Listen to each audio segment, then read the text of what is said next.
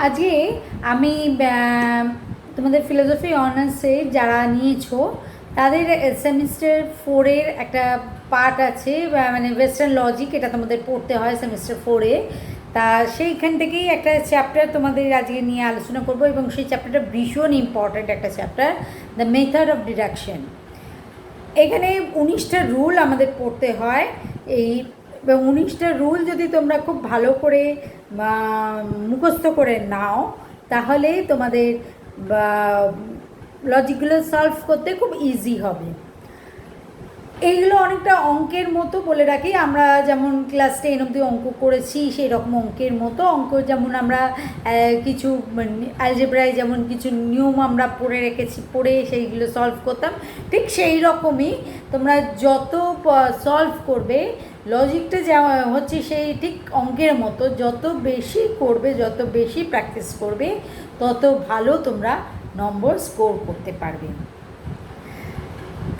শুধু ক্যালকাটা ইউনিভার্সিটিতে এই চ্যাপ্টারটা আছে তো বলবো না, তোমাদের যে কোনো স্টেট ইউনিভার্সিটি এবং বর্ধমান ইউনিভার্সিটিতেও এই চ্যাপ্টারটা রয়েছে। দেখো, রুলস অফ ইনফারেন্স, মানে 9 রুলস, 9টা রুলের নাম হচ্ছে রুলস অফ ইনফারেন্স। প্রথম এটা হচ্ছে মোডাস পোনেন্স, এমপি। আচ্ছা, P implies Q, P therefore Q, মানে পূর্বককে স্বীকার করে অনুকে স্বীকার করা হয়েছে, তাই তো? এটাকে দেখো, অনুকে স্বীকার করা হয়েছে, অনুকে স্বীকার করা হয়েছে, ঠিক আছে? মোডাস পোনেন্স, ঠিক আছে। তারপর হচ্ছে মোডাস টোলেন্স, এমটি। সেটা কি? P implies Q, negation curl Q, therefore curl P, মানে অনুকে অস্বীকার করে তবে পূর্বককে অস্বীকার করা হয়েছে। হ্যাঁ, পূর্বককে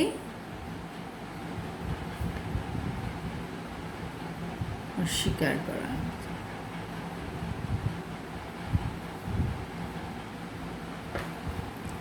ঠিক আছে। আচ্ছা, 3 নম্বর নিয়ম হচ্ছে hypothetical syllogism, HS. P implies Q, Q implies R, therefore P implies R. এটা একটা প্রাকল্পিক বচন, আমরা দেখছি। তাহলে এটা একটা প্রাকল্পিক বচন।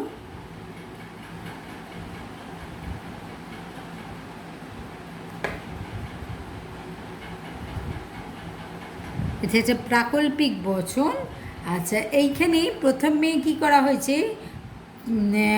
প্রথম বাক্যে একটি পূর্বককে এবং অপর বাক্যে, যার পূর্বক একটি বাক্যে এবং অনুকে অপর বাক্যে, এবং সিদ্ধান্তে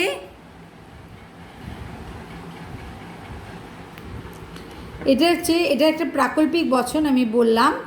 আর এটা একটি বাক্যে, যার একটি পূর্বককে আর অপরটাতে অনুকে, হ্যাঁ, এবং অন্য কোনো দুটি কোনো এক সমান, সেইটা হচ্ছে এইচএস, হাইপোথেটিক্যাল সিলোজিজম।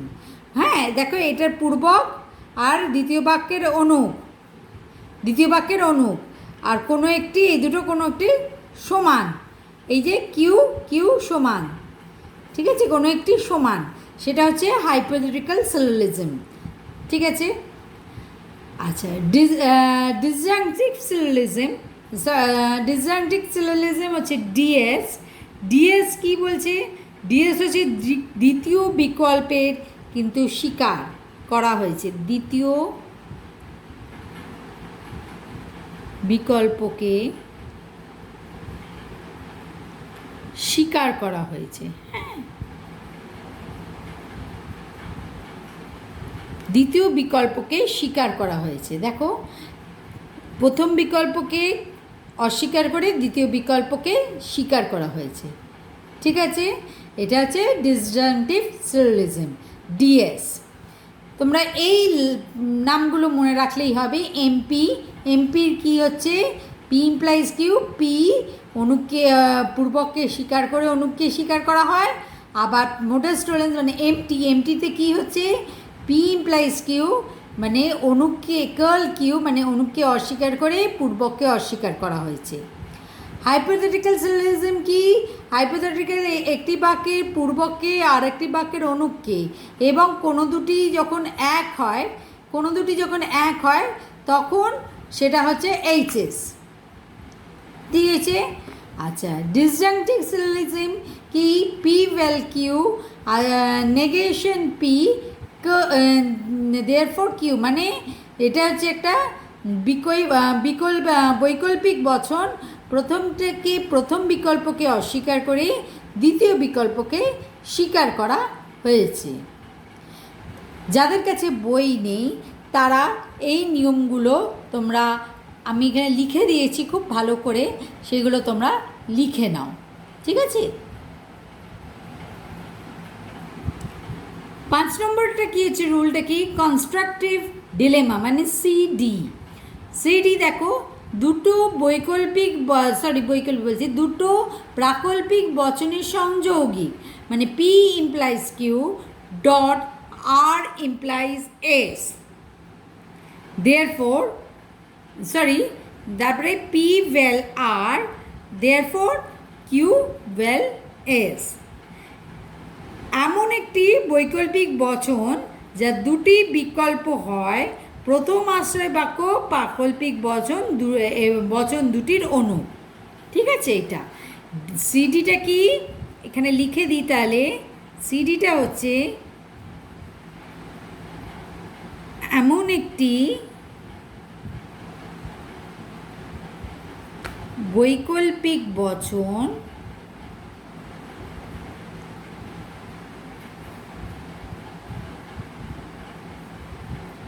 যার দুটি বিকল্প হয়, প্রথম আশ্রয় বাক্যে প্রাকল্পিক, প্রথম আশ্রয় বাক্য যদি কি প্রাকল্পিক বচনের যে সংযোগিত, তাহলে প্রথম আশ্রয় বাক্যের প্রাকল্পিক বচন দুটি অনু।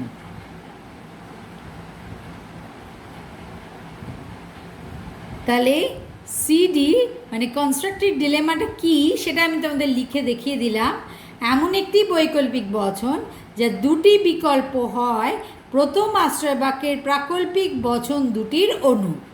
মানে দেখো, P implies Q R implies S, P vel R মানে P vel R therefore Q vel S, ঠিক আছে।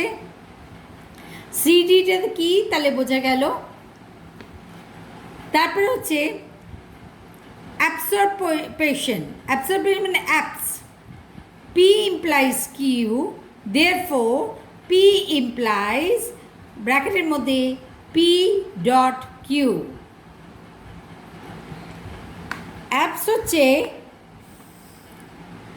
লিখে দিই, অ্যাপস হচ্ছে অনুকটি, যে অনুক, এই যে অনুকটি, এটা একটা প্রাকল্পিক বচন দেখেই বুঝতে পারছো। এর যে অনুকটি আশ্রয় বাক্যে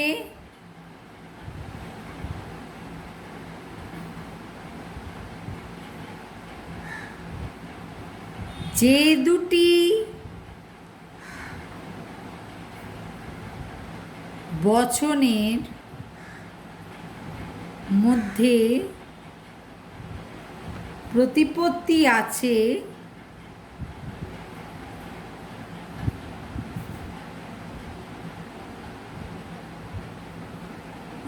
সেই দুটির সংযোগ।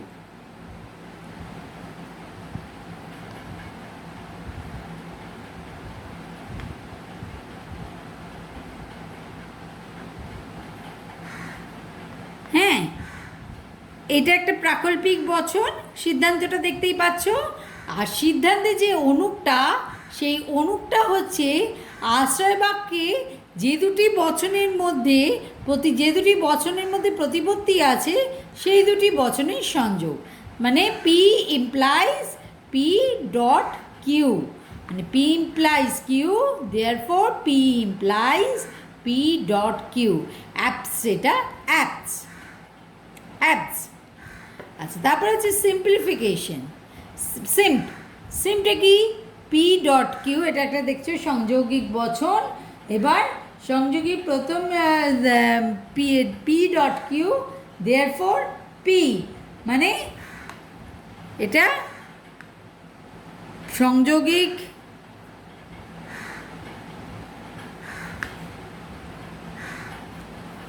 বচনের প্রথম সংযোগী। এটা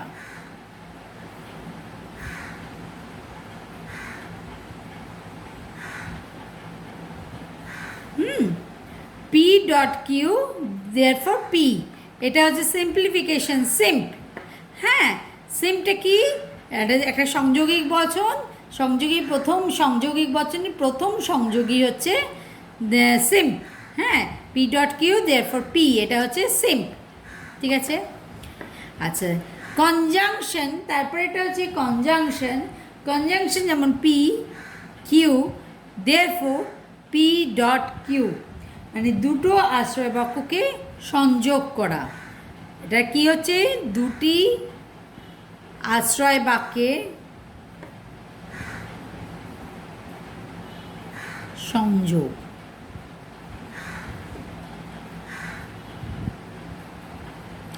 দুটি আশ্রয় বাক্যের সংযোগ হচ্ছে কঞ্জ। হ্যাঁ, কনজাংশন মানে কঞ্জ। তোমরা শুধু এইটুকু কঞ্জ, যে দেখো আমি শর্ট ফর্মে যেগুলো লিখেছি, যে সিডি, অ্যাবস, সিম্প, কঞ্জ, হ্যাঁ, তারপরে অ্যাড, এই শুধু এইটুকু তোমাদের লিখতে হবে। কিন্তু যখন তোমরা লজিকটা করবে, তোমরা দেখবে করবার সময় তোমাদের আমি দেখাবো কিভাবে লিখতে হয়। ঠিক আছে, শুধু এইটুকু মনে রাখবে, কনজাংশনের মানে রুলগুলো মনে রাখবে। আর রুলগুলো লেখার সঙ্গে সঙ্গে কি রুল, সেই নামটা যে শর্ট ফর্মে, সেই নামগুলো, শর্ট ফর্মের নামগুলো তোমাদের কিন্তু লিখতে হবে, সেগুলো তোমাদের মনে রাখতে হবে। ঠিক আছে। তারপরে এটা হচ্ছে 9th রুলটা কি হচ্ছে? Addition. P, therefore P vel Q, মানে নতুন কিছু বিস্তার ঘটলো, তাই তো? মানে এটা কি হলো? নতুন, অ্যাডিশনে কি হয়? নতুন কিছু বিস্তার ঘটানো হয়, তাই তো?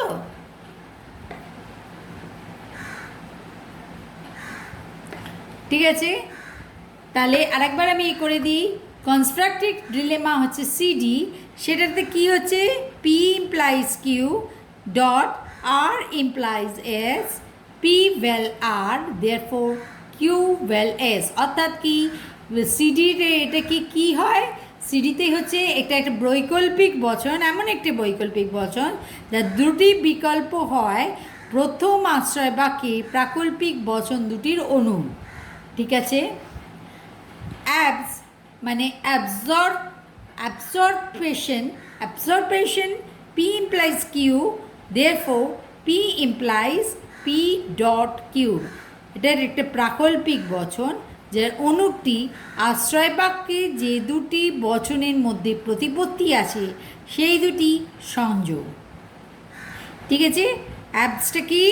তাহলে একটা প্রাকল্পিক বচন, সে যার অনুক্তি আশ্রয় বাক্যে যে দুটি বচনের মধ্যে প্রতিপত্তি আছে সেই দুটির সংযোগ। ঠিক আছে। সিম্পলিফিকেশন অফ দ্য সিম্পটা কি? P dot Q, therefore P, অর্থাৎ সংযোগিক বচনের প্রথম সংযোগী। পি মানে সিম্পে কি হয়? সংযোগিক বচনের প্রথম সংযোগী। ঠিক আছে। কনজাংশন হচ্ছে P Q, therefore P dot Q, মানে দুটি আশ্রয় বাক্যের সংযোগ ঘটায়। কনজাংশন কি হয়? দুটি আশ্রয় বাক্যের মধ্যে সংযোগ ঘটায়। আর addition P, therefore P vel Q, মানে নতুন কিছু বিস্তার ঘটানো হয়। ঠিক আছে, বারবার বলছি এই 9টা রুল, তোমাদের 19টা রুলের মধ্যে আজকে আমি 9টা রুল পড়ালাম। এই 9টা রুল কিন্তু তোমরা খুব ভালো করে মুখস্থ করবে। পরের দিন আমি বাদবাকি 10টা রুলও করাবো। আজকে আমরা এরপর এক্সারসাইজ করব, ঠিক আছে? তোমাদের আইএম কপি বইতে দেখবে এক্সারসাইজে আছে, দেখবে কি কিছু এরম করে সলভ করে দেওয়া আছে। পাশে তোমাদের কীভাবে করা হয়েছে সেগুলো তোমাদের লিখতে হবে। এইগুলো তোমাদের পরীক্ষায় বিশেষ আসে না, কিন্তু তোমরা যেহেতু এই মেথড অফ ডিডাকশনের প্রথম করছো, সেই জন্য এইগুলো একটু প্র্যাকটিস করে নিলে কটা তোমাদেরই সুবিধে হবে। ঠিক আছে, দেখো দেখো নাম্বারিং করেছি, যখন 1 নম্বর যে নাম্বারিং থাকুক সে 1 নম্বর লিখে এরকম গোল করে দেবে। তারপরে 1 লিখে A dot B, 2 A well C implies D, therefore A dot D. আচ্ছা, একটা কথা বলে রাখি, তোমাদের যখন বইতে দেখবে বা পরীক্ষায় দেখবে আসে 1 নম্বর দিয়ে A dot B, A well C implies D, therefore তলায় লেখা থাকে therefore A ডট ডি। যখন সলভ করবে তখন তোমরা ঠিক এরকম করে লিখবে, 1 নম্বর দিয়ে A ডট বি, 2 দিয়ে লিখবে A well C bracket close implies D slash দিয়ে therefore A ডট ডি। ঠিক এই পদ্ধতিতে লিখবে। তারপরে দেখুন 1 2 3 4 করে কিন্তু মানে এই সিদ্ধান্তটাকে আমাকে এখানে বার করতে হবে, সলভ করতে হবে। ঠিক আছে, কী করে এই সিদ্ধান্তটা এলো সেটা আমাকে দেখাতে হবে। আচ্ছা, দেখতে পাচ্ছ কিনা?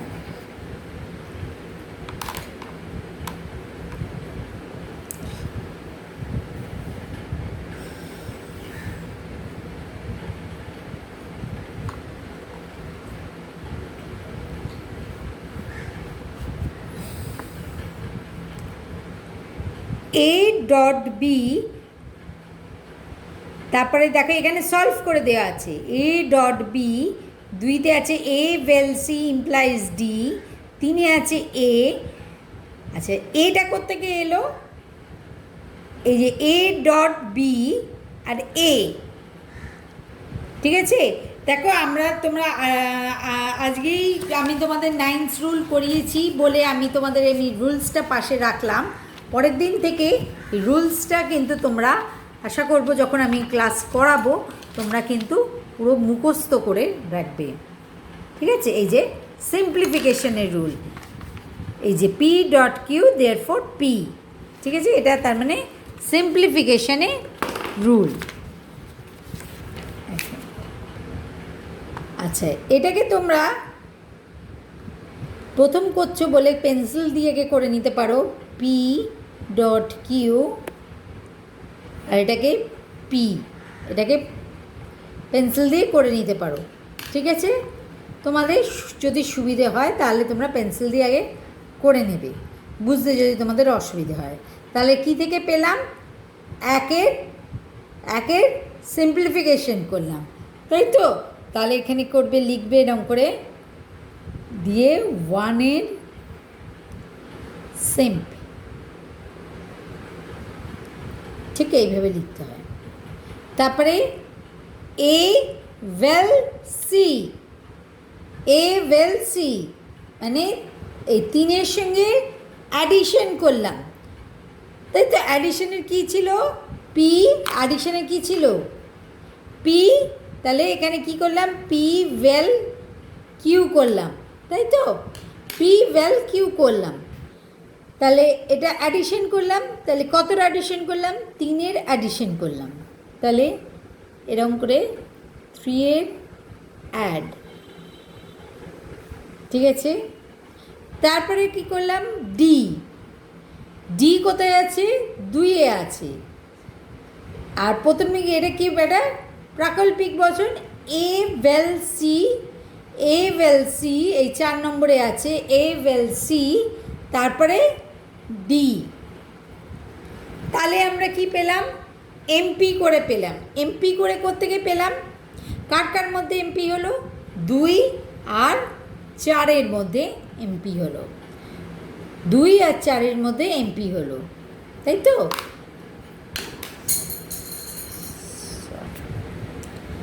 তাহলে এই দেখো, এটাকে P P P vel Q, এটাকে যদি পি আর এটাকে যদি কিউ ধরে নিই, এ ভেল সিটাকে পুরোটা পি ধরে নিলাম, তাহলে এ ভেল সি এটা যদি পি হয়, আর তাহলে কিউ এটা হচ্ছে কিউ। তাহলে কি হচ্ছে? এটা 2 আর 4-এর মধ্যে আমাদের কি হচ্ছে? এমপি হচ্ছে, 2 আর 4-এর মধ্যে এমপি হলো। তারপরে ডি, ডি তারপরে এটা সরি, তারপরে এটা 6 নম্বরটা কী আছে? A dot D, A dot D, A কোথায় আছে? 3 আর 5, তাহলে এই দুটোকে আমরা কি করলাম? কনজাংশন করলাম, কঞ্জ, এই দুটোকে আমরা কঞ্জ করলাম, তাহলে আমাদের সিদ্ধান্ত বেরিয়ে গেল, তাই তো? তাহলে 3 আর 5-এর মধ্যে আমরা কঞ্জ করলাম। দেখো বুঝতে পারলে কি না? ভালো করে দেখে নাও। আচ্ছা, হয়ে যাওয়ার পর তোমাদের যখন হয়ে যাবে তখন রাবার দিয়ে পেন্সিলের দাগগুলো মুছে দেবে। পেন্সিলের দাগগুলো কিন্তু পরীক্ষার খাতায় রাখবে না। এটা তোমাদের বোঝার জন্য প্রথম তোমরা বাড়ির খাতায় প্র্যাকটিস করতে পারো, কিন্তু পরীক্ষার সময় কিন্তু এই পেন্সিলের লেখাগুলো কিন্তু লিখবে না, বা লিখলেও তোমরা মুছে দেবে, ঠিক আছে? আচ্ছা, তোমাদের কপির বইতে আমি আর একটা সলভ করেছি, দেখো 9 নাম্বারেরটা। যখন দেখো নাম্বার লিখবো, সবসময় বলছি যে নাম্বারের লজিকটা করছি সেটাকে আমরা এরকম নাম্বার 9 লিখে এরকম গোল করে দেবো, তারপরে এরকম করে আমরা প্রুফ করব, ঠিক আছে? আচ্ছা, এবারে এই যুক্তিটাতে কি দেওয়া আছে দেখো। 1 নম্বরে আছে আই ইমপ্লাইজ জে, 2 নম্বরে আছে আই ভেল ব্র্যাকেটের মধ্যে curl curl K dot curl curl J, 3 নম্বরে আছে এল ইমপ্লাইজ কার্ল কে, 4 নম্বরে আছে curl I dot J, therefore slash দিয়ে therefore curl L vel curl J, ঠিক আছে? তারপর 5 নম্বরে আছে I implies I dot J. আচ্ছা, I implies I dot J, দেখো আই ইমপ্লাইজ জে, এটা যেটা রয়েছে 1 নম্বর, আর 5 নম্বরে I implies I dot J, এটা কি হচ্ছে? 1-এর এটা কি হচ্ছে? অ্যাবস হচ্ছে। মনে আছে অ্যাবস রুলটা? দাঁড়াও তোমাদের দেখাই একবার, অ্যাবস রুলটা একবার দেখে নাও। এই যে অ্যাবস রুলটা, P implies Q, therefore P implies P dot Q, মনে দেখেছো? তাহলে এটা কি হলো? অ্যাবস রুলটাকে এখানে ইমপ্লাইজ করা হয়েছে। তাহলে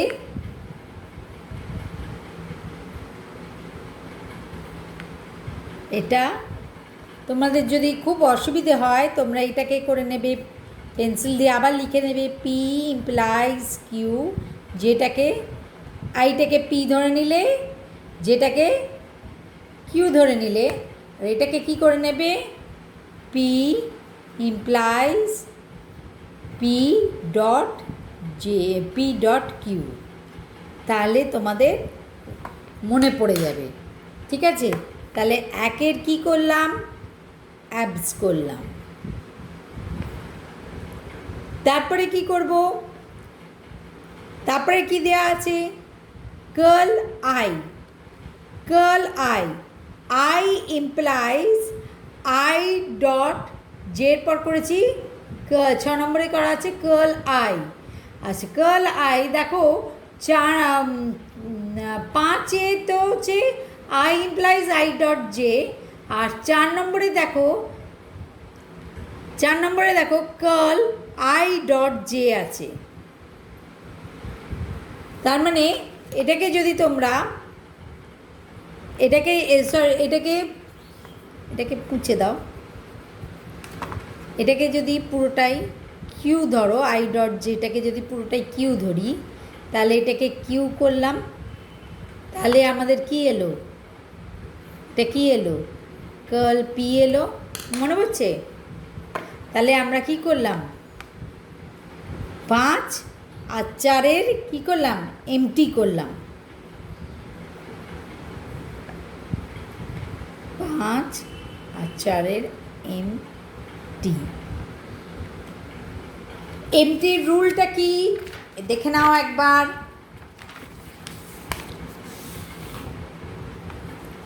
P implies Q, curl Q, therefore curl P, পূর্বকে অস্বীকার করা হয় এমটিতে।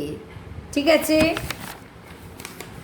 বারবার বলছি রুলগুলো কিন্তু খুব ভালো করে একদম সজ্জনে মুখস্থ করে ফেলবে, না হলে এইগুলো কিন্তু এই ডিডাকশনগুলো করতে কিন্তু তোমাদের খুব কষ্ট হবে। তোমরা কিন্তু পরবর্তী ক্লাসগুলোতে আমি আশা করব তোমাদের রুলসগুলো ঝরঝরে করে মুখস্থ হয়ে থাকবে।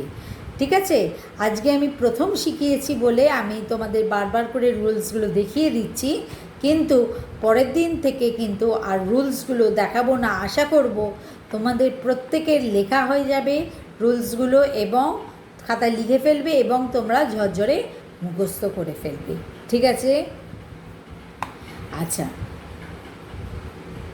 তাহলে 5 আর 4 আমরা কি করলাম, 6তে এমটি করলাম। ঠিক আছে, 7 নম্বরে কি লেখা আছে দেখো, curl curl K dot curl curl J.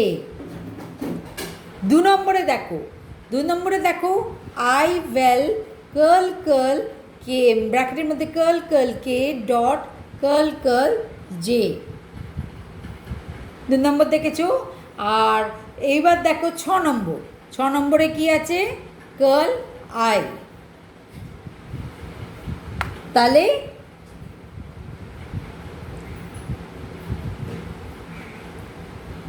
তাহলে 7 এটা কি হবে, ডিএস। 7 কোনটা ডিএস হবে, ডিএস এর রুলটা একবার দেখিয়ে দিই। ডিএস এর রুলটা ডিসজাংটিভ সিলোজিজম। ডিসজাংটিভ সিলোজিজমে কি ছিল, P vel Q, curl P, therefore Q.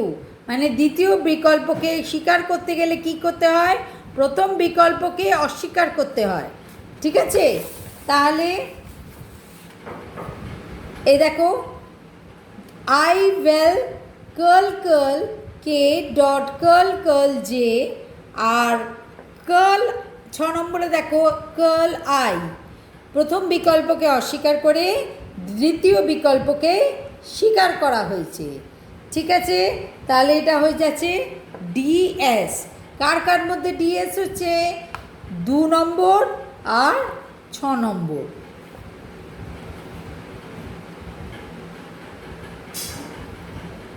দুই আর 6 মধ্যে ডিএস হচ্ছে। ঠিক আছে, এতদূর বোঝা গেছে। এবার দেখো 8 নম্বরে কি হচ্ছে, কার্ল কার্ল কে, কার্ল কার্ল কে, এটা কি হচ্ছে, 7 নম্বরে দেখো curl curl K dot curl curl J. 8 নম্বরে যে কার্ল কার্ল কে, মানে কি হলো, 7 সিম্পলিফিকেশন। সিম্পলিফিকেশনের রুলটা একবার দেখিয়ে দিচ্ছি। এখানে দেখো সিম্পলিফিকেশনের রুলটা এই যে P dot Q therefore P, সংযোগিক বচনে প্রথম সংযোগীকে পাওয়া যায় সিম্পলিফাই করে। ঠিক আছে, সেই রকম তাহলে 7 এটা কি হলো, 7 সিম্প হলো। ঠিক আছে, 7 নম্বরে সিম্প, ঠিক আছে। তারপর হচ্ছে কার্ল এল। কার্ল এল কোথায় আছে? এইখানে এল আছে, দেখো। এল ইমপ্লাইজ কার্ল কে। 3 নম্বরে এল ইমপ্লাইজ কার্ল কে, আর 8-এ আছে কার্ল কার্ল কে। তাহলে কি হলো এটা? 3 আর 8-এর মধ্যে কি হলো? এমটি হলো। এমটি রুল আমি আগেও দেখিয়েছি। 3 আর 8-এর মধ্যে এমটি হলো, ঠিক আছে। মানে পূর্বককে অস্বীকার, অনুককে অস্বীকার করে পূর্বককে অস্বীকার করা হয়েছে, ঠিক আছে। তাহলে এটা কি লিখব? 3 আর 8-এর মধ্যে এটা কি হয়েছে? এটা কি হয়েছে? M T. তারপরে হচ্ছে curl L vel curl J. এটা কি হলো? একটা নতুন কিছু বিস্তার ঘটানো হলো, তাই তো। মানে এটা কি হলো? অ্যাড হলো। তাহলে 9-এর এটা কি করলাম? 9-এর অ্যাড করলাম।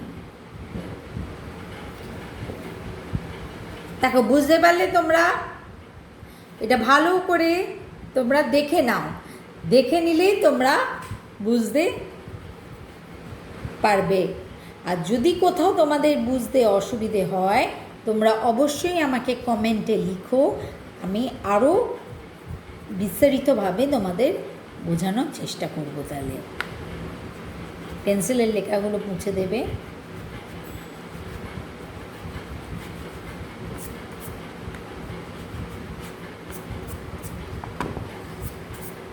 পরিষ্কার হয়ে গেল।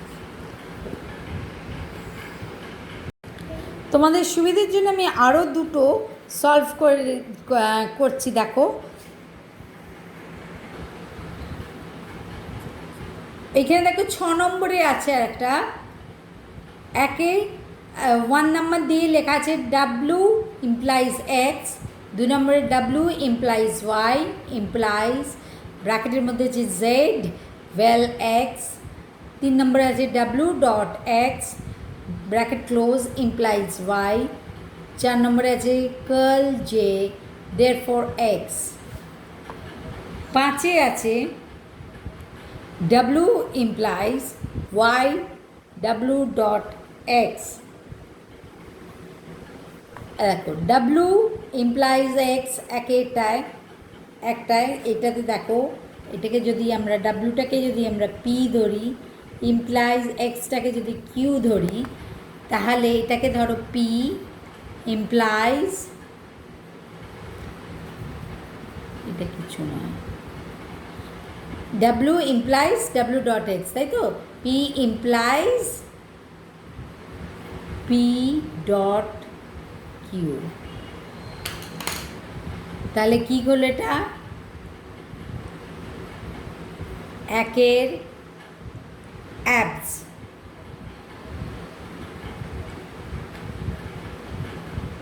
তারপরে কি আছে? 6 নম্বরে আছে W implies Y। 5 নম্বরে কি আছে? W implies W dot X। আর 3 নম্বরে দেখো,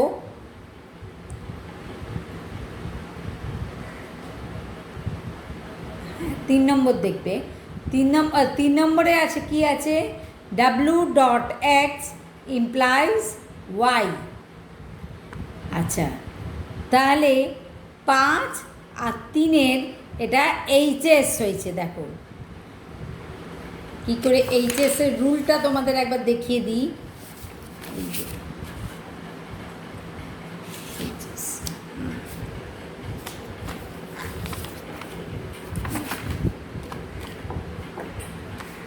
এইচএসের রুল কি?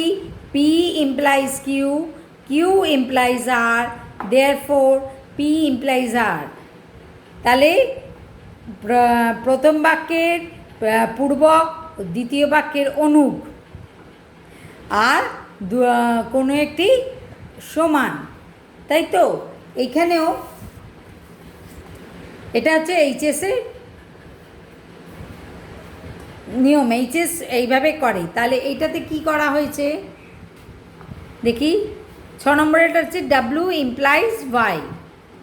ডাব্লু ইমপ্লাইজ ওয়াই, এইখানে দেখো W implies W dot X আর 3 নম্বরে ডাব্লু ডট এক্স, এই দুটো সমান, দেখেছো এই দুটো সমান। আর ওয়াইটা নেওয়া হয়েছে এটার অনুক আর এটার পূর্বক, ঠিক আছে। তাহলে আমরা কি লিখব, 5 আর 3, এটার পূর্বক নেওয়া হয়েছে সেই জন্য এটাকে আগে লিখবো 5, এটার অনুককে নেওয়া হয়েছে সেই জন্য এটা পরে লিখবো, এটা 3। 5 আর 3-এর কী হচ্ছে এইচএস।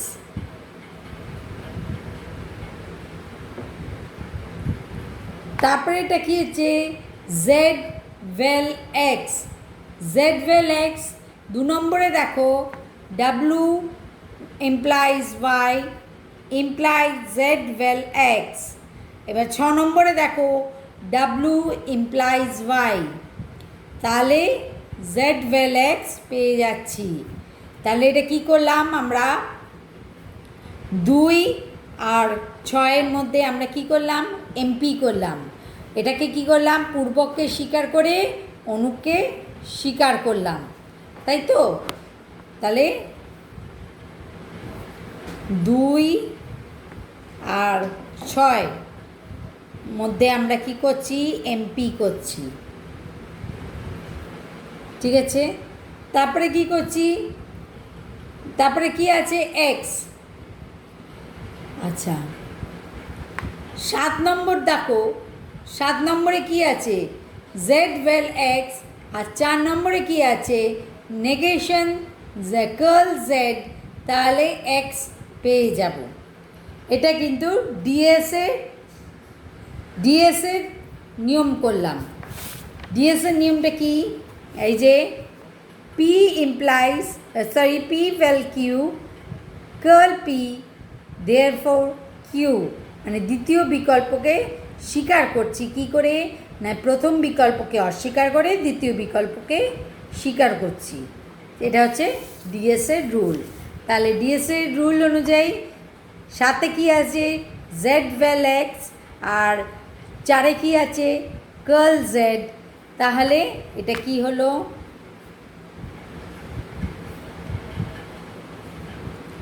7 আর 4, 7 আর 4-এর কী হলো ডিএস হলো, ঠিক আছে। আর একটা বোঝার সুবিধার জন্য আমি আর একটাও সলভ করে রেখেছি, করবো এবার দেখো তোমাদের কাছে। 4 নম্বরে দেখো তোমাদের আছে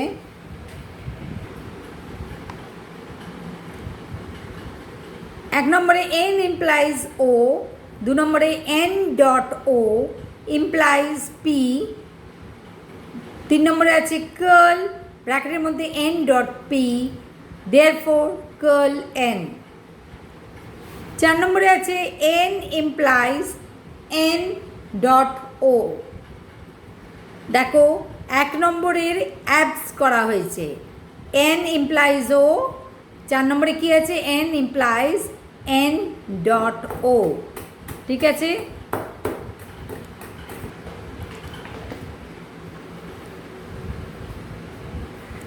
তাহলে এটা হলো 1-এর অ্যাবস। তারপরে এটা কি আছে, তারপরে 5 নম্বরে কি আছে এন ইমপ্লাইজ পি, 4 নম্বরে কি আছে N implies N dot O, আর 2 নম্বরে দেখো N dot O implies P. তাহলে 4 আর 2-এর মধ্যে এইচএস হলো এন আর পি, এন আর এন ডট ও আর এন ডট ও এখানে কমন, তাহলে 4 আর 2-এর মধ্যে এইচএস হলো। আচ্ছা নম্বরে কি আছে, N implies N dot P. দেখো 5 নম্বরে আছে এন ইমপ্লাইজ পি, 6 নম্বরে আছে N implies N dot P. তার মানে কি হলো, 5 অ্যাবস হলো।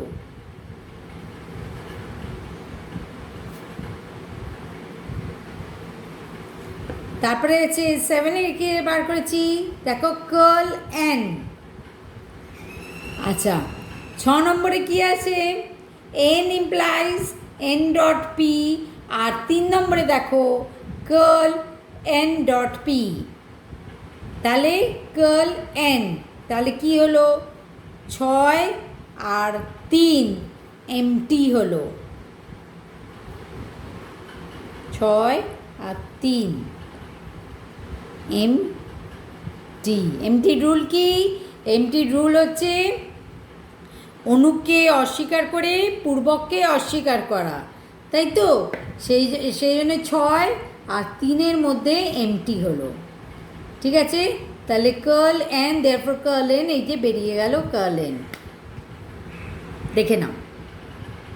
আশা করি তোমরা, আমি 4টে এক্সারসাইজ সলভ করে দেখিয়েছি, এক্সারসাইজের আমি লজিক আমি 4টে সলভ করে দেখিয়েছি।